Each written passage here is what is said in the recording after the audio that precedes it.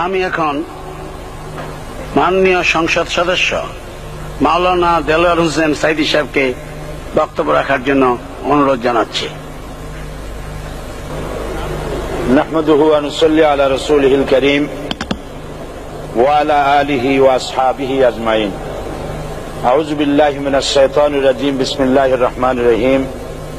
মাননীয় স্পিকার, আপনি এই মহান সংসদের স্পিকার হিসেবে নির্বাচিত হয় আমরা জাতীয় সংসদের পক্ষ থেকে আপনাকে অন্তরের অন্তঃস্থল থেকে মোবারকবাদ জানাচ্ছি। মাননীয় স্পিকার, আমি আজ এই সংসদে দাঁড়িয়ে ওই মহান আল্লাহ পাকের প্রশংসায় সেজদা অবনত হচ্ছি, যিনি 1 অক্টোবরের ব্যালট যুদ্ধের মাধ্যমে সুদীর্ঘ 5 বছরের দুঃশাসন, সীমাহীন দুর্নীতি, ইসলাম বিরোধী কর্মকাণ্ড, দেশব্যাপী ভয়াবহ সন্ত্রাসের মোকাবেলায় 4 দলীয় ঐক্য জোটের মহা বিজয় দান করেছেন এবং যার ফলশ্রুতিতে আজকে আমরা এই মহান সংসদে দাঁড়িয়ে কথা বলার সুযোগ লাভ করেছি। মাননীয় স্পিকার, আপনার মাধ্যমে আমি আমার অন্তরের অন্তঃস্থল থেকে দেশবাসীকে ধন্যবাদ জানাই। বিশেষ করে আমার নির্বাচনী এলাকা পিরোজপুর, নাজিরপুর, ইন্দুরকানীবাসী ভাই বোনদের প্রতি কৃতজ্ঞতা জানাই, যাদের অক্লান্ত পরিশ্রমে এবং মূল্যবান ভোটের মাধ্যমে আমি নির্বাচিত হয়ে মহান সংসদের সদস্য হওয়ার সুযোগ লাভ করেছি। মাননীয় স্পিকার, বাংলাদেশের 13 কোটি মানুষকে যারা পরিচালনা করবেন, আজকে তারাই এই মহান সংসদে বসে আছেন। আমি আপনার মাধ্যমে তাদের উদ্দেশ্যে কিছু কথা বলতে চাই। জবাবদিহিমূলক সরকার, কল্যাণমূলক সরকার ও সুস্থ প্রশাসন, এই বাক্যগুলি আমরা প্রায় শুনে থাকি।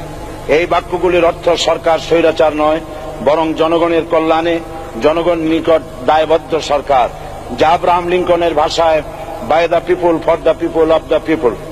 বর্তমান পৃথিবীতে মূলত গণতান্ত্রিক দেশে এখন সরকারকে বিবেচনা করা হয়।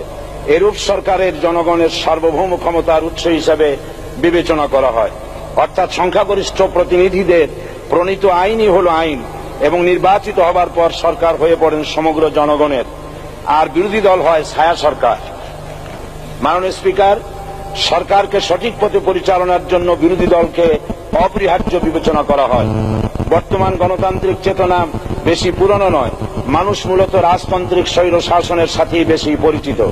বস্তুত বর্তমান পৃথিবীতে গণতান্ত্রিক শাসন ব্যবস্থায় জবাবদিহিমূলক, কল্যাণমূলক, স্বচ্ছ প্রশাসনের যে কথাবার্তা আমরা শুনতে পাই, এর প্রথম উপস্থাপক হলেন বিশ্বনবী হযরত মুহাম্মদ রাসূলুল্লাহ সাল্লাল্লাহু আলাইহি ওয়াসাল্লাম।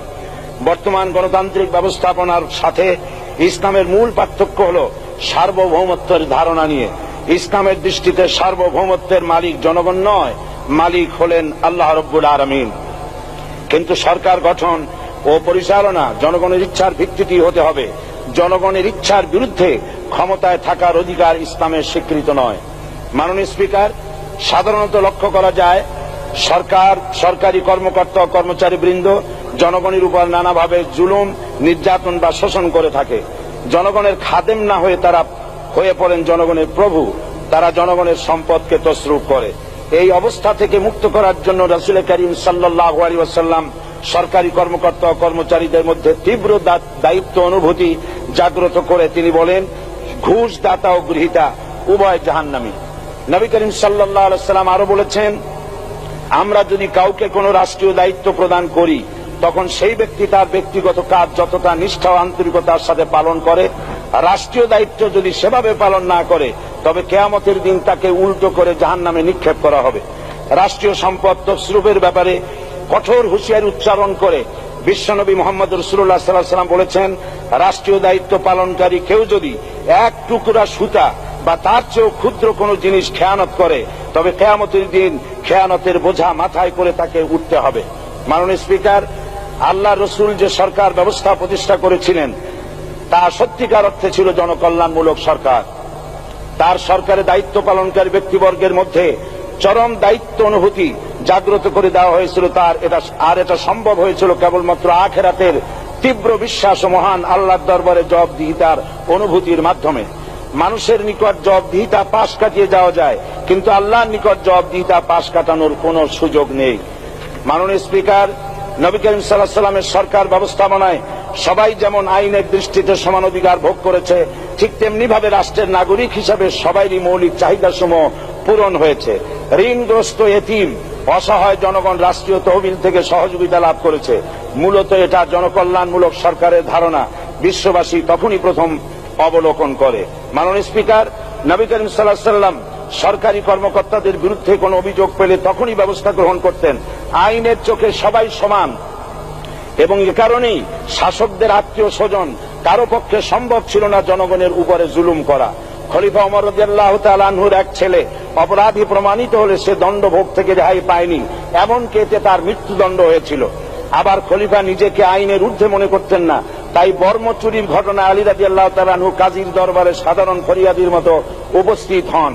নিজের ছেলে ও চাকরের সাক্ষী যথেষ্ট না হয় কাজী খলিফার বিপক্ষে রায় দেন। এখানে বিচার বিভাগ ছিল সম্পূর্ণ স্বাধীন এবং শাসন বিভাগের নিকট তার কোনো দায়বদ্ধতা ছিল না। মাননীয় স্পিকার, এসব হলো ইতিহাস। মুসলমান আজ অনুসরণ করতে চায় না তাদের অতীতের গৌরবোজ্জ্বল কর্মপদ্ধতিকে। সে এখন কাফির মুশরিকদের কিরানক স্বার্থ পূজারী আখেরাতে জবাবদিহিতা শূন্য বাগাড়ম্বর এক জাতি। মাননীয় স্পিকার, যে জাতির এক পূর্বসূরি মাথায় আটার বোঝা বহন করে নিয়ে চললেন আর বলে গেলেন, মানুষ কেন, ফোরাতের কূলে যদি একটি কুকুরও না খেয়ে মারা যায় তবে এই ওমর রাদিয়াল্লাহু তাআলা আনহুকে কিয়ামতের দিন আল্লাহর দরবারে জবাবদিহি করতে হবে। আর আজ সেই জাতির দায়িত্বশীলরা জনগণকে অভুক্ত রেখে তাদের মুখের গ্রাসে ভাগ বসায়। জনগণ তাদের নিকট উপস্থিত হলে মনে হয় যেন গোলাম প্রভুর দরবারে উপস্থিত হয়েছে, আর অহেতুক উৎকোচ দাবি করে তাদের উপর জুলুম করছে। আর আল্লাহ পাক জালিমকে কখনোই পছন্দ করেন না। মাননীয় স্পিকার, আমি দৃঢ়ভাবে আশা করি এই অবস্থা কাটিয়ে উঠিয়ে আমরা রাসূল করিম সাল্লাল্লাহু আলাইহি সাল্লাম কর্তৃক প্রদর্শিত রাষ্ট্র ব্যবস্থার অনুসরণ করে একটি সুখী সমৃদ্ধশালী আধুনিক ইসলামী রাষ্ট্র পরিণত করে বাংলার প্রিয় জন্মভূমি বাংলাদেশকে আজ গোটা বিশ্বব্যাপী শোষণ, নির্যাতন, হানাহানি, অশান্তির মধ্যে, তাই আজ পৃথিবীর অধীর আগ্রহে অপেক্ষা করছে ইসলামের আলোকে এমন এক রাষ্ট্র ব্যবস্থার যেখানে দায়িত্বশীলরা আল্লাহ তাআলার কাছে জবাবদিহিতার পাশাপাশি জনগণ নিকটও জবাবদিহি করতে বাধ্য হবে। মাননীয় স্পিকার, অনেক ত্যাগ ও তিতিক্ষার রক্তের বিনিময়ে গড়ে উঠেছে আমাদের গণতান্ত্রিক প্রতিষ্ঠান এই জাতীয় সংসদ। এই সংসদের সম্মান রক্ষা করার দায়িত্ব আমাদের সবার। গণতান্ত্রিক চর্চা, গণতন্ত্র প্রতিষ্ঠার স্বার্থে আমি আজ প্রধান বিরোধী দল আওয়ামী লীগকে সকল হিংসা, বিদ্বেষ ও পরাজয়ের গ্লানি ভুলে গিয়ে সংসদে যোগদানের উদাত্ত আহ্বান জানাচ্ছি। পরিশেষে আমি আপনার মতো সর্বজনশ্রদ্ধ একজন মার্জিত ও সুশিক্ষিত ব্যক্তিকে এই মহান সংসদের স্পিকার হিসাবে লাভ করে আমরা আনন্দিত হয়েছি। আমাদের সংবিধানের সংরক্ষণ, সমর্থন ও নিরাপত্তা বিধান এবং আপনার অভিভাবক সুলভ নিরপেক্ষ আচরণ ও সংসদকে ধন্য করবে বলে আমরা বিশ্বাস করি। আপনাকে ধন্যবাদ। আসসালামু আলাইকুম ওয়া রাহমাতুল্লাহ। মাননীয় সদস্য মাওলানা দেলোয়ার হোসেন সাঈদী সাহেবকে আপনার তথ্যপূর্ণ ইসলামিক মূল্যবোধ সহ মূল্যবান বক্তব্যের জন্য ধন্যবাদ।